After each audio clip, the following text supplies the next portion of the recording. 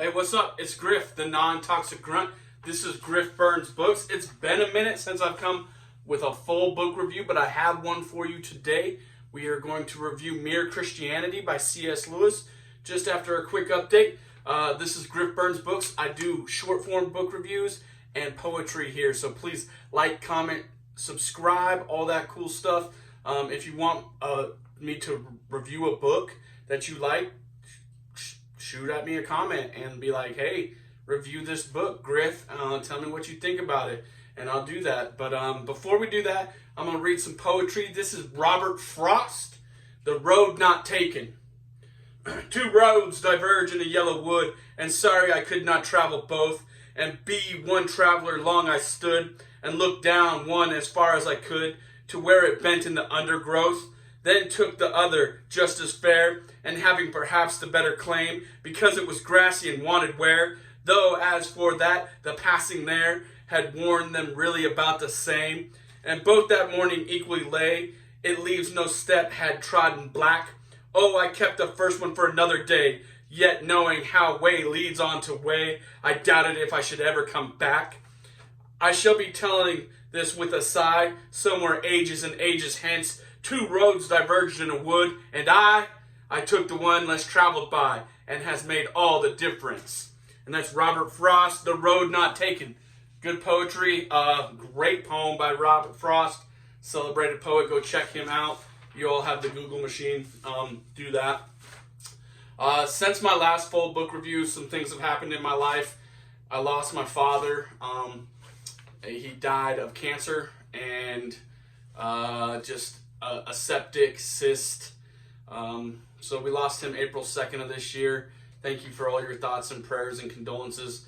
It's meant the world to me. So I have been kind of busy with family stuff going on. You know, my two beautiful children moved up another year in school. My beautiful wife is killing it as a boss babe. So lots of stuff going on in Griff's life this last season, so it took me a little bit longer to get Mere Christianity done, but also because Mere Christianity is an amazing book, and when a book really impacts me and I have fun and enjoy reading it and I'm getting a lot out of it, I tend to slow way down with it. So it did take me some time to finish Mere Christianity, but I also have been working on some poetry. I plan, and this is a big announcement, my next self-published book of poetry will be January 2023, so look for that. Again, follow me on Instagram, Griff the Non-Toxic Grunt, same handle at Twitter, or right here at Griff Burns Books, and you'll get informed on my next self-published poetry book coming out in January. Been working on that. This is a poem that is not published and probably will never be published. This is a poem I wrote after the passing of my dad back in April, and I use poetry as catharsis quite a bit. That's what got me started in it. But I like poetry. I like writing. I've been working on tons of stuff for my writing, and I'll continue to do so. It's a fun hobby for me, and maybe one day I can make it a profession. We'll see. Anyways, this poem is titled, Do They Let Jack Mormons into Heaven? Mom, let the nurse go. She doesn't need or want to know. Let her get back to her workflow. These people won't even believe such a great man they have in their keeping. Mom, she doesn't want to hear about this Utah man with no fear, this Utah skydiving pioneer, a boy from South Santaquin, delivering bread with Nephi to Lehi. Tommy was the second son of Nephi, Rolf Griffiths, and Mae Watterson. Mom, Dad soon will be gone. Let us not brag too long about his service in the airborne infantry, all the buildings he built with all his pride and glory. Mom, let her go. They don't care to know. Utah, my father's home, but stolen by his own. Mom, I have one question. Dad seemed perfect. How he lived and how he died. He was so humble, but also full of pride. Mom, don't grieve that he is gone. Don't be grateful that we got to know him for so long. Without Dad, I feel like I've lost my why. It's like free falling through the sky. All I want to do is cry. Why did Dad die? Mom, ask your Catholic priest. Do Jack Mormons go to heaven after they are deceased?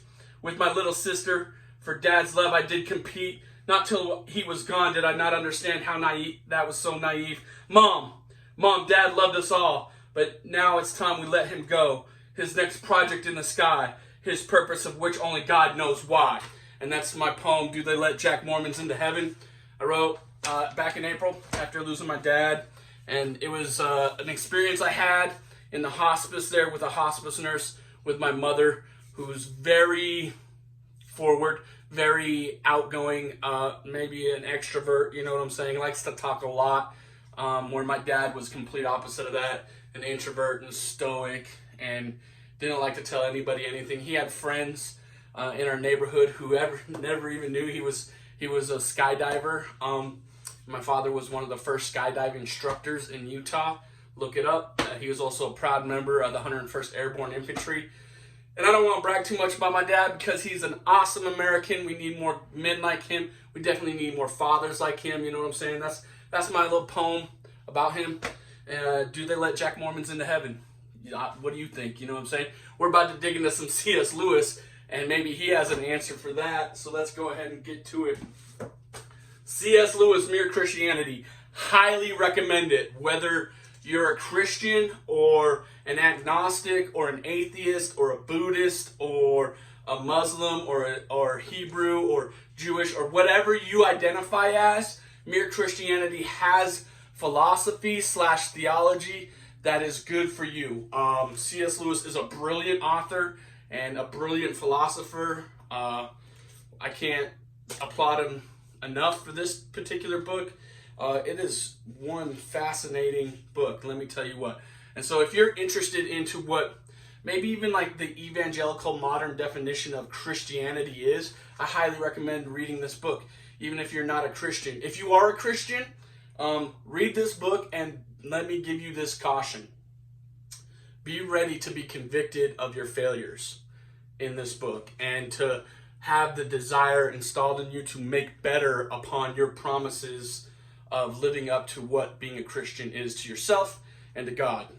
Mere Christianity will challenge you if you're a Christian. If you're non-Christian, it might not challenge you, but it will definitely add value to what you think Christianity is. So let's just dive into that. C.S. Lewis, brilliant author. The contents of this book are extremely well laid out. There's like a bunch of different chapters, but 4 books, right? 4 sections. And really, he dives into what is Christianity in the first section, and then what Christians believe in the second book, and then Christian behavior. That's a great chapter and section of the book. One that I liked the most was actually in Christian behavior.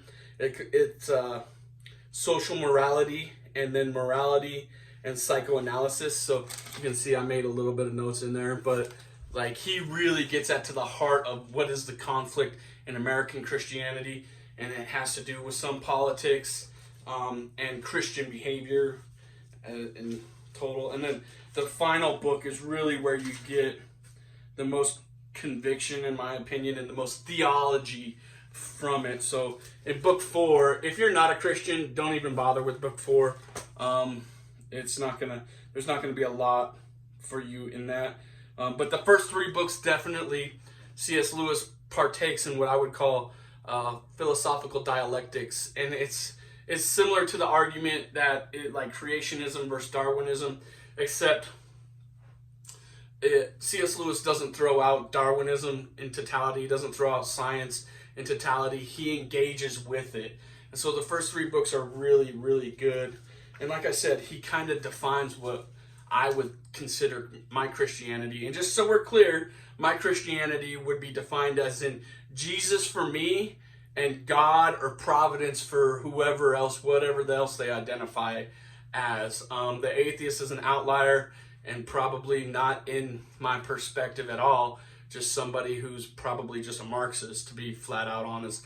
That's my faith. So, Jesus for me, I believe the New Testament is true and everything written in it, as well as the Old Testament. Everything in the Bible is an accurate depiction of what I believe happened when God came to earth as a man. Jesus, same here as C.S. Lewis. But so to sum it up nicely is Jesus for me, God for the rest of you. That's kind of where I was going with this, my identification of it. And C.S. Lewis kind of is like, okay, that's fine.